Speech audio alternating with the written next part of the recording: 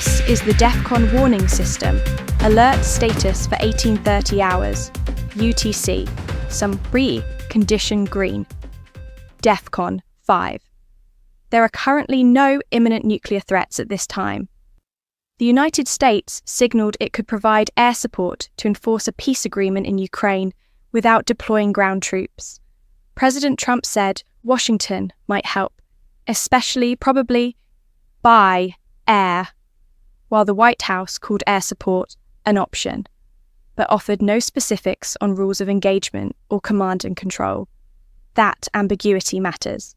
Air policing, area air defense, and a true no-fly zone are very different missions, with escalating risk of direct clashes with Russian forces.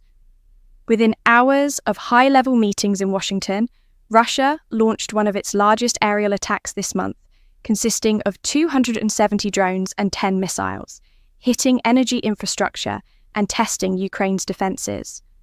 The scale underscores how an undefined air option might be stress-tested immediately if a ceasefire falters. European leaders are also leaning in. Canada said it would not rule out peacekeepers as part of future security guarantees, and other European leaders visited Kyiv this week with new aid packages and air defense commitments. All of this suggests a layered security architecture is on the table, even as Moscow signals no rush to a genuine settlement. In North Korea, the General Staff Department ordered every military service branch to submit plans for AI-based manned and unmanned combat systems by the end of September, review them through October, and begin trials in winter training cycles starting December. 2 points elevate this beyond routine modernization. First, the directive explicitly ties AI to nuclear command and counterattack functions, a worrisome move toward faster decision loops in a highly opaque system. Second, it follows earlier state media showcases of AI-enabled suicide drones and independent research showing Pyongyang's growing interest in mixing artificial intelligence with military applications. Continuing with North Korea, a new CSIS Beyond Parallel report identifies an undeclared missile operating base at Sinpung-dong, roughly 27 kilometers from the Chinese border.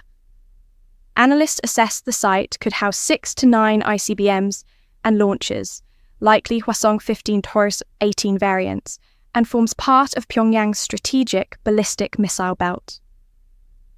The study concludes these deployments pose a potential nuclear threat to East Asia and the continental United States. Sinpung-dong's positioning near China could complicate preemption and elevate escalation risks. Media and regional outlets amplified the findings, underscoring that the base is one of 15 to 20 undeclared missile facilities and part of a broader DPRK trend toward mobile, solid fuel systems with rapid launch potential.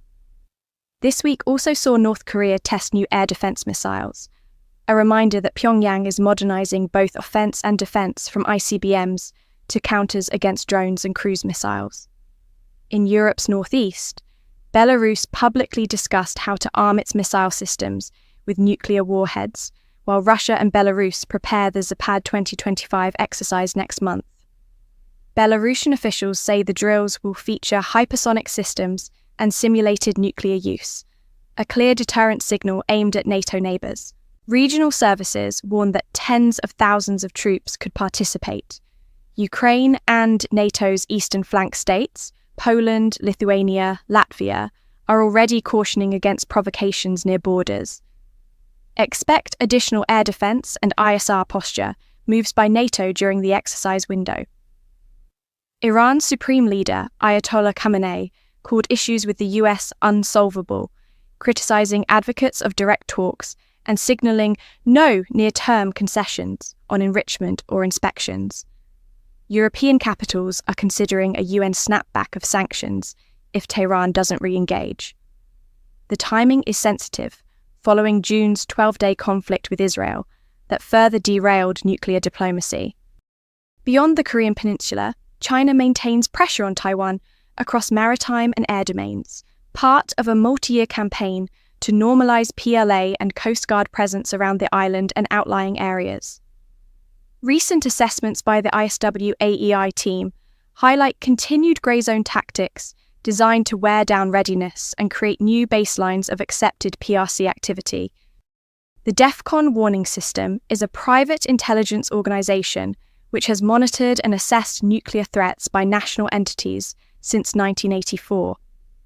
It is not affiliated with any government agency and does not represent the alert status of any military branch. The public should make their own evaluations and not rely on the DEFCON warning system for any strategic planning. At all times, citizens are urged to learn what steps to take in the event of a nuclear attack. If this had been an actual attack, the DEFCON warning system will give radiation readings for areas that are reported to it. Your readings will vary. Official news sources will have radiation readings for your area. For immediate updates, go to www.defconwarningsystem.com. Breaking news and important information can be found on the DEFCON Warning System Community Forum and on the DEFCON Twitter feed, DEFCON WS Alerts. You may also subscribe to the DEFCON Warning System mailing list. Note that Twitter updates may be subject to delays. The next scheduled update is 1st September 2025. Additional updates will be made as the situation warrants, with more frequent updates at higher alert levels. This concludes this report of the DEFCON warning system.